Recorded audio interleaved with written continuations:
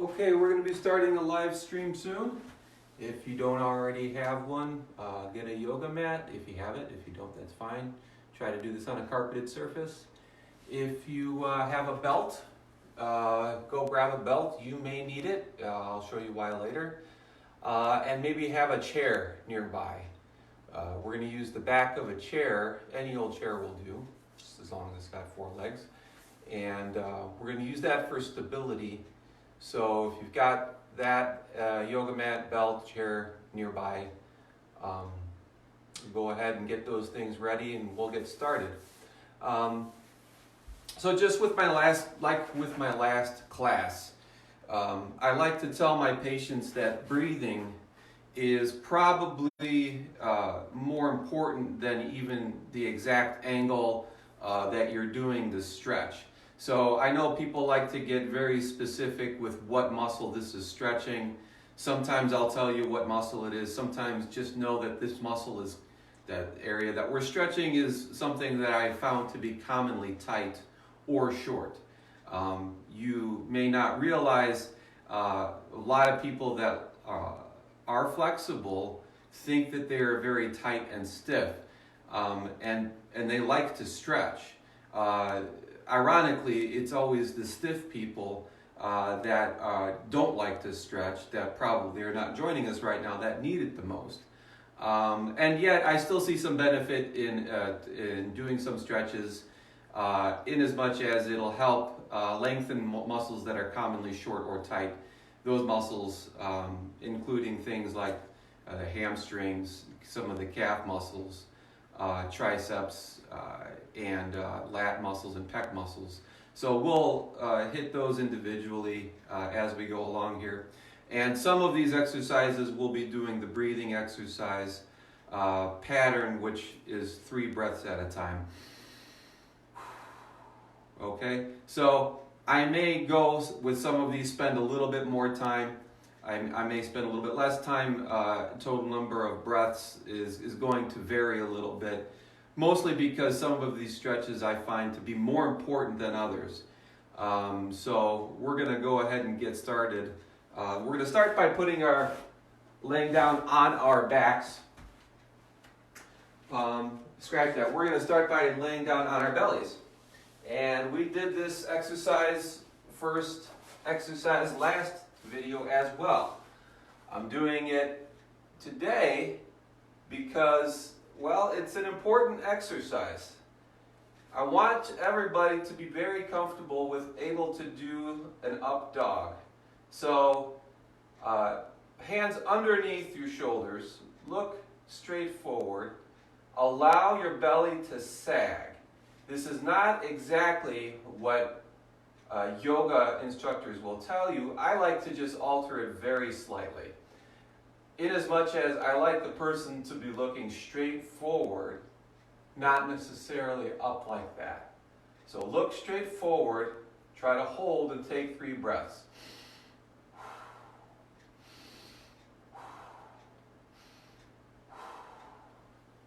Go down. Take 3 breaths. I'm still making sure you can see me on the video here. Pop up again. 3 breaths again.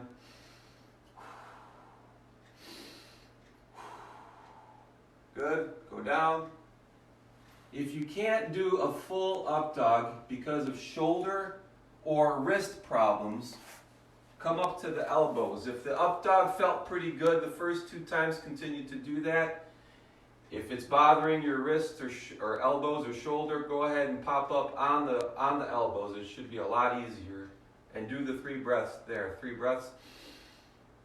1, 2, 3. Good. Take a breath. Up on your elbows or all the way up. For some of you who like it, keep going. 1, 2, shoulders down, chest out, face forward. 3. Good. Take a breath in the down position. You might feel a stretch in the abs. If you don't, that's fine. 2, 3. Good. I think I'm going to try to change the angle just a little bit so you can see me on the floor a little bit better.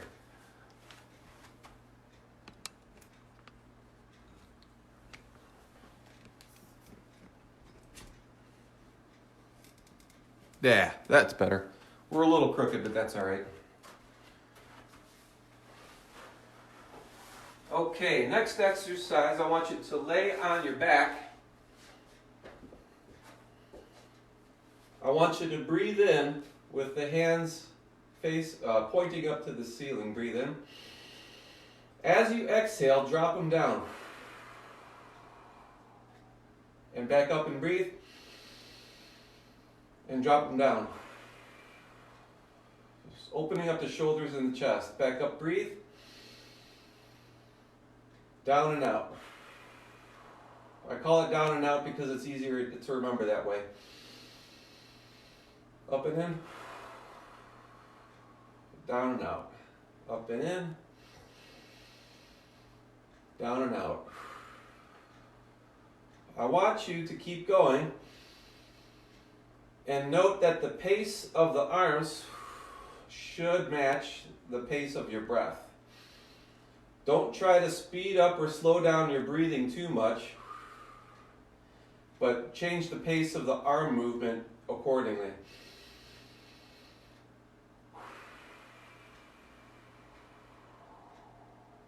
Good. We're going to do 2 more. And these last 2, I want you to pause at the end just a little bit. Pause. Back up. Down and out.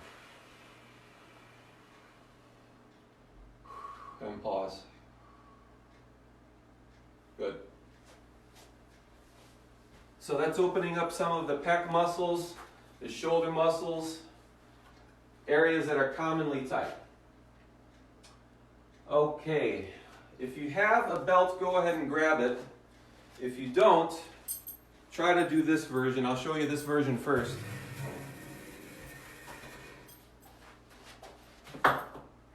So I want to do a stretch for the quadriceps and the hip flexors. These muscles are commonly tight and short because, well, we often sit. As a society, we sit too much. I'm not going to point fingers and say, hey, you sit too much. I'm going to recognize that it's part of our culture and there's not a lot we can do about it.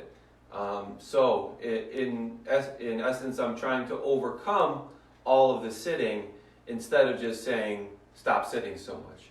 So these muscles get a little tight, but these muscles here in the hip flexors are in the front. Contrary to what you may see or read on the internet. They're in the front. They flex the hip. These are the muscles I really want to target.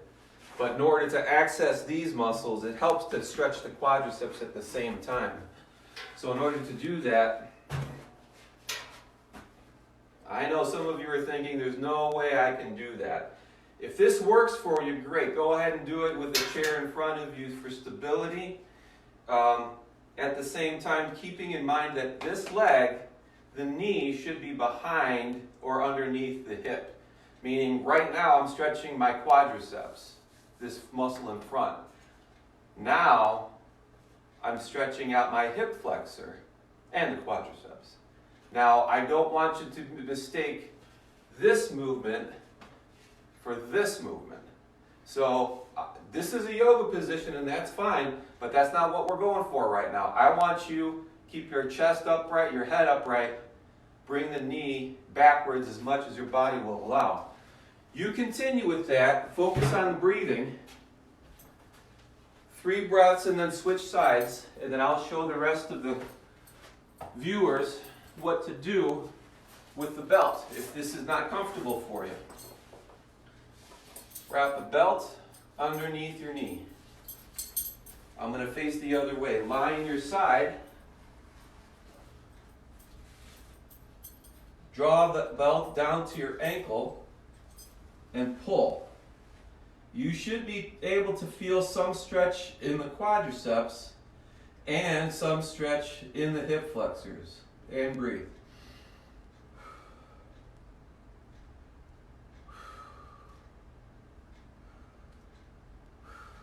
you're doing the standing version, continue to switch sides and keep going. If you're doing the laying down version, go ahead and switch legs. Wrap it around the knee, lay on your side, draw the belt down to your ankle, and then bring the leg back behind you. Doesn't matter what your upper body is doing. You can lay on your side like this or this. It doesn't matter. Don't worry about it too much. Just keep breathing.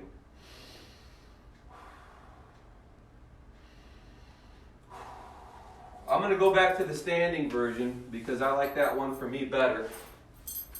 People will sometimes say, well, hey, I don't really feel the stretch in the area that you're pointing to. And then sometimes I'll say, well, maybe you need to pull further. And then, that's the solution. If they can do that, and then they say, you know what, I still don't feel it. What I usually say is, don't worry about it because you're probably not tight or short in that muscle. There are some people that just have a tremendous amount of natural flexibility and they don't necessarily realize it, and you might be one of them. So in essence, what I want you to do is follow along the instructions as best you can.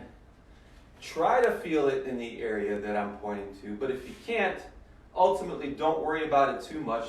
There's also a chance that you might not necessarily need to stretch that area very much at all. Like I said before, the people that are most likely to want to do stretches are oftentimes the most flexible people that I know. So you might be one of those. All right, moving along. Straight knee stretch. We're going to get this chair out again. I think I might have done this one last time. That's it. Put your heel on the chair. Now, before you do this, make your feet going into 2 railroad tracks, meaning perfectly straight underneath your shoulders. Not super wide, not twisty like this. 2 railroad tracks. Put the heel on. Bring the toes towards you. So not here, here. Not here, here. Okay? Since you've been doing that for a little bit, go ahead and switch sides. Toes towards you. Take 3 breaths. We'll call that 2 and 3. 1, 2, 3. Resist the urge to try to touch your toe. I know you're thinking, but I want to feel it back there. I want you to feel it here, just behind the knee. I don't want you to feel it in the hamstring here or in the back here. Why is that? I want you to focus on this one for this stretch, because this area, keep going with the stretches, this area is tight and short when we sit. Behind the knee bends, that area shortens.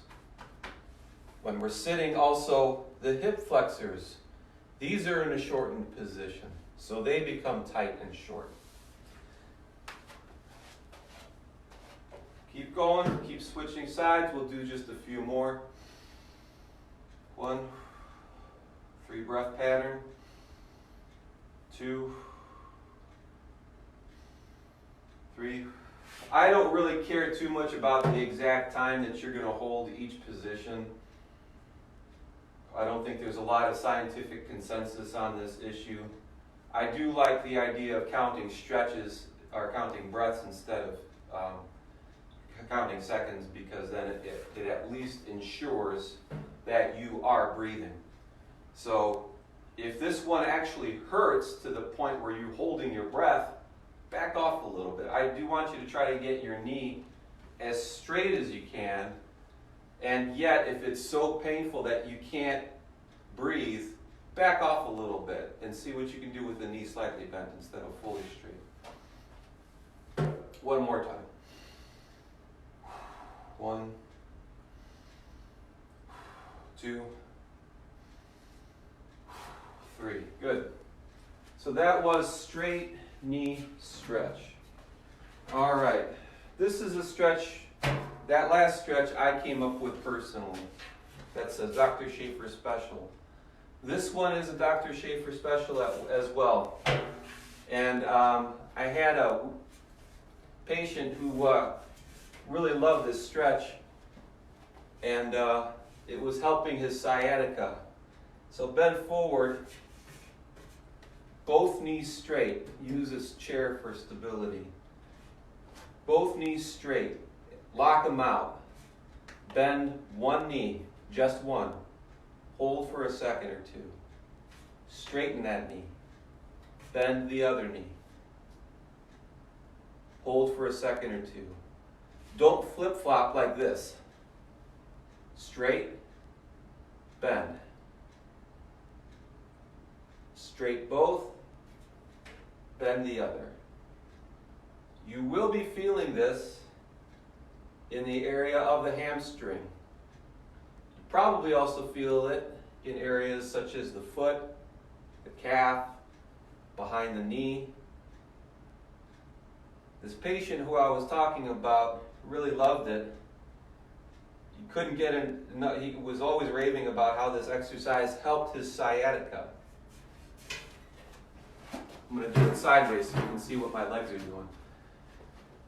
And I said, you know, I don't really have a very good name for this exercise. I came up with it myself.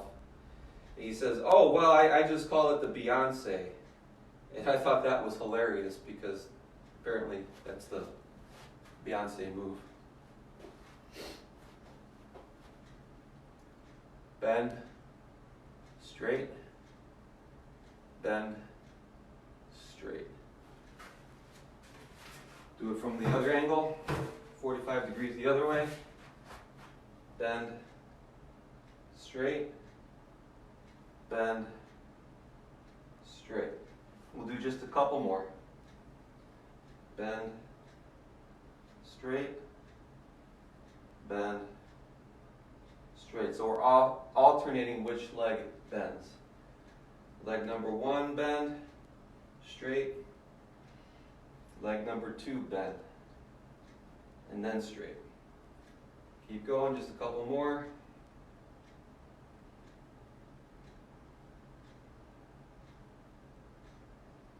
And last one, bend,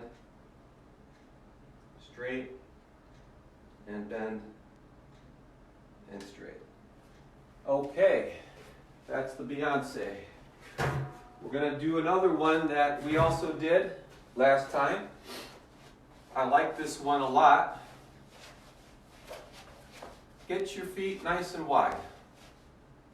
What I want you to do here, bend one knee, lurch to the side. Bend the other knee, lurch to that side. About the same pace as this last one. Hold for a count. Take a breath. Hold for a count. Take a breath. Okay? Keep going. I'm going to keep talking here. I want you to make sure that this knee is on the outside of this foot as much as you can. And no, I don't want you to twist your feet out. So here, not here. Side, push that knee out. You'll feel it a lot more in the groin muscles. Side, push that knee out. Don't twist the foot out. Make sure the feet are going straight forward, completely straight. This one helps to have shoes, or if you're barefoot on a yoga mat, that works well too. Sometimes if you're in your socks on the carpet, it's very slippery. It's not going to work. Like I said in the last video, this exercise seems like a good groin stretch, but it's actually also teaching your feet how to supinate. Supination is the foot doing this. Pronation is the foot doing that. So right now, this foot is supinating and holding my weight.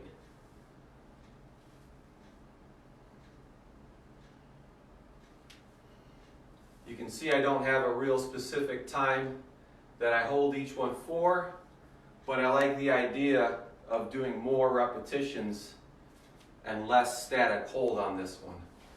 I think going through the movement lends itself to this one better and teaches your body to lengthen those muscles a little bit better.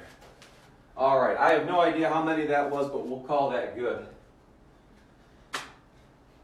Okay, this next one is a tricep stretch.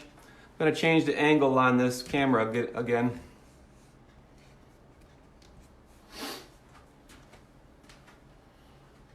Okay, so triceps stretch. What I want you to do is grab that belt or rope that you have.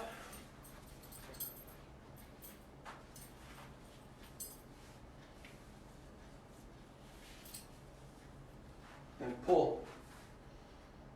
So right now I'm stretching out my right triceps. You may feel some strain or tension in the shoulder that's doing the pulling, which is for me, which is this one. That's okay, you're not going to hurt yourself. Switch sides. Pull down. Take a couple breaths.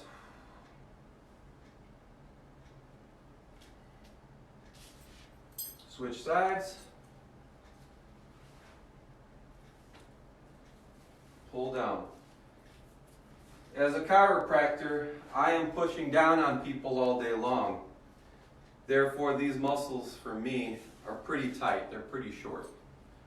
I stretch them out quite a bit, but ultimately they don't cause a lot of pain or dysfunction for me. So I don't typically spend too much time stretching them, although I could, and some might argue that I should. There's a delicate balance between strength and flexibility. I find that sometimes the people that are more flexible naturally are also tend to be the least powerful. There's a certain amount of strength or power that goes along with having a certain amount of tension in your musculoskeletal system. But ultimately what I look for is balance. You don't want necessarily to be one extreme or the other, although I do see them on occasion.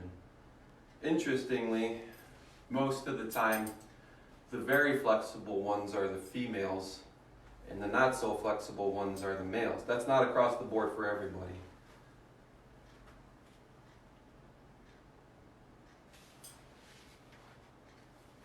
We'll just do this one more time and call it good. Okay, triceps stretch with a belt or a rope. Next stretch, latissimus, dorsi. If you're a meathead, you call it the lat muscle. See if you can see me here. I'll boost this up just a little bit more. The lat muscle is right here. Go to a doorway or a wall. Put the side of your elbow up against the wall. Lean into it. Now, I don't want your whole body to be contorted, something weird like this. I want your head to be relatively straight, your torso to be relatively straight. That's where you're going to get the best stretch. So you can see I'm a little stiff, but I'm starting to loosen up. If I switch sides, go ahead and switch sides. You'll notice that each time I do it, I'm able to touch my shoulder a little bit more. Some of you may be feeling this more in the shoulder or armpit. That's fine. If you want to lean into it a little bit, that's fine too. But don't, like I said, contort your whole body, because now I'm not feeling much stretch at all. Keep your head straight, keep your torso relatively straight.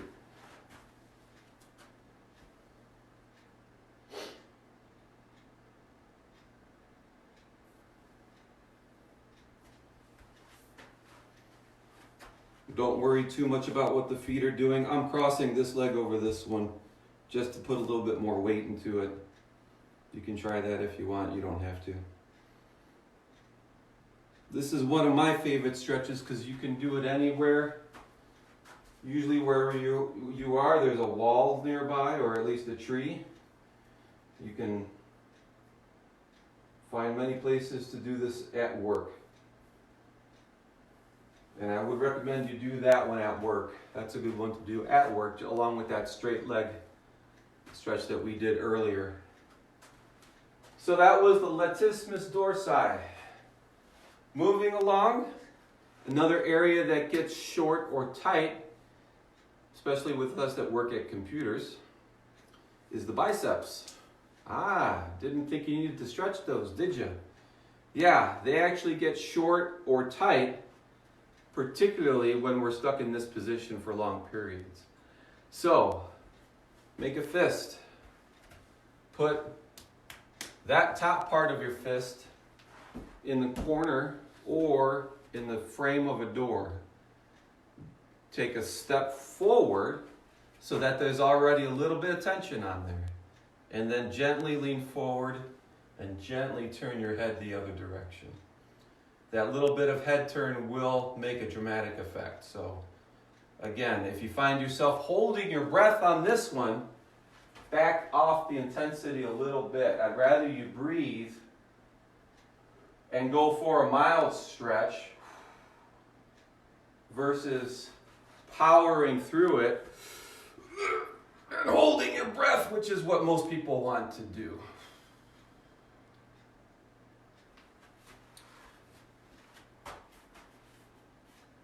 I've helped a lot of people with arm tingling, arm pain that have had it for a long time. I've helped them a lot with this particular stretch. If you are one to be stuck at a computer, like I said earlier, this one, and the straight leg, those are ones you can do at the office, and I would highly recommend you do. Or if you're working from home these days, take a break. Find a wall and a chair.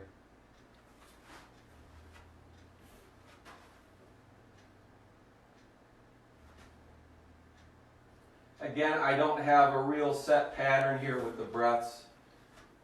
I do recommend that you focus on your breathing each time. Forgot to turn my head on that one.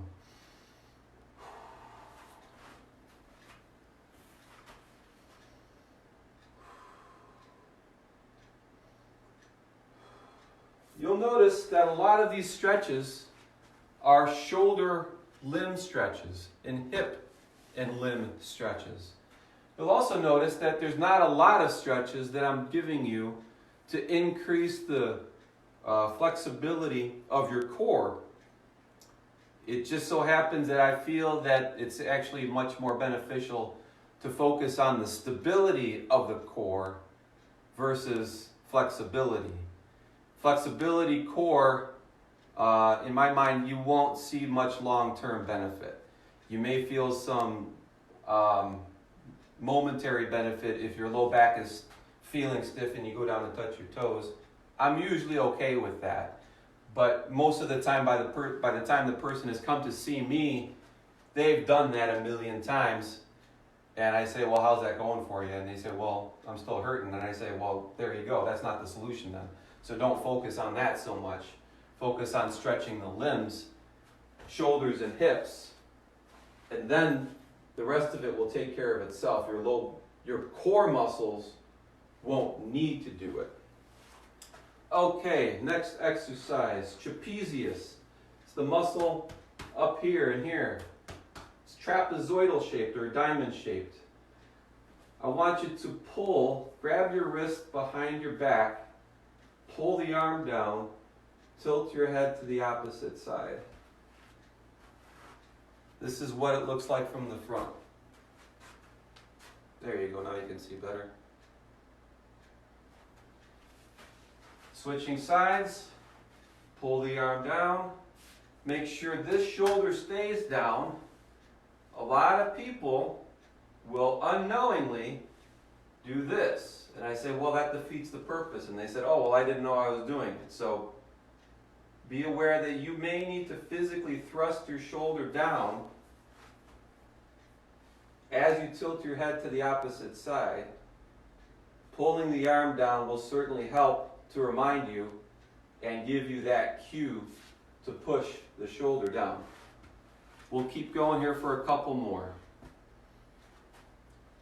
As you can see, I'm pretty loose with the number of repetitions and how long to hold each stretch. I do believe that you need to breathe first and foremost, and because I'm talking, you can tell that I'm breathing.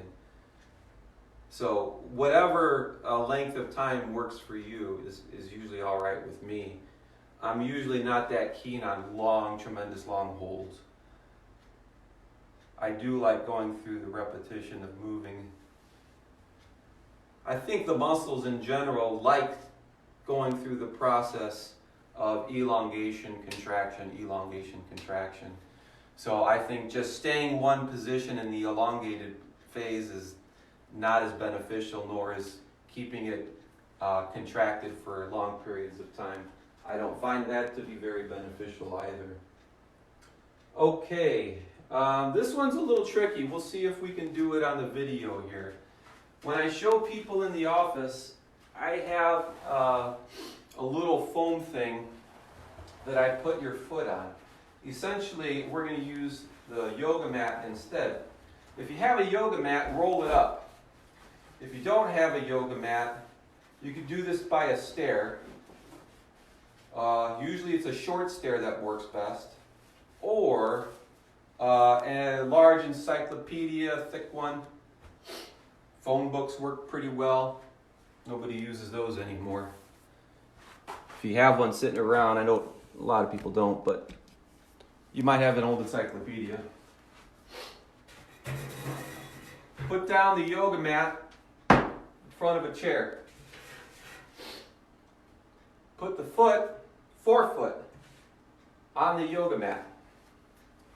Heel stays on the floor. I repeat that. Heel stays on the floor. If you're doing this on a stair, it may not work as well. You may need to have your heel hanging off the stair. But with a yoga mat or with a book, definitely have the heel on the floor. Okay, so the foot's tilted up a little bit. Push the knee forward. Now push the knee out. Yeah, you should feel that in the foot, ankle, calf. One or all of those is good. I'll do this from the front so you can see what this looks like. Knee forward, put your body weight into it. Now push the knee out. That's what it is. Knee forward, push the knee out. Hold. Sometimes I'll have the person go back and forth and try to find that wiggle room. That's okay too, but don't spend a lot of time or energy focusing on this. This is pronation. If anything, the vast majority of us pronate too much. You can call it overpronation if you want, but it's not that the foot pronates more, but it's in fact that the foot pronates more often. When we walk, you keep going with the stretches. When we walk, the foot goes through pronation, supination, pronation, supination. So there's always that going on. But if you don't supinate, you pronate, pronate, pronate, pronate every step that you take, that's when you get hip pain. People sometimes present to me with low back pain is what they're calling it. I quickly point out that the real pain is actually more in their hip. But in actuality, the dysfunction is more in their foot. So for anybody who's been at home stuck in the house, which is pretty much all of us at this point, what I want you to do is wear shoes in the house. If you don't like the idea of going in and out with shoes, designate one pair of shoes as house shoes. And I want you to do that because if you walk around all day without shoes on, your feet will not like it. You may wind up with hip pain. Sacroiliac right there. Okay, that was the foot and ankle stretch. And how are we doing on time? Yeah, that's about 30 minutes. So we're going to stop there. I was thinking about doing one more set of up dogs, but if you have the time, go for it. We already did one set at the beginning, but I find that the up dog to be a very important stretch for us. So there you go. If you have any questions, shoot me a message. You can post it right on the Facebook page, or you could shoot me a private message. If any of these positions or stretches actually hurt, give me a call. Let me know. I'll see if we can modify them, or maybe you have a problem that needs further investigation. So just in case you're not sure where to find me, you can give us a call at 616-301-3000. You can reach out to through the phones or through Facebook. I do check my email periodically, but that's not my primary form of communication. We are at 32nd Street in Breton. We are right next to the Kentwood Cat Clinic, if you know where that is. So give us a call. Let us know what you thought. Thanks for viewing, and have a great day.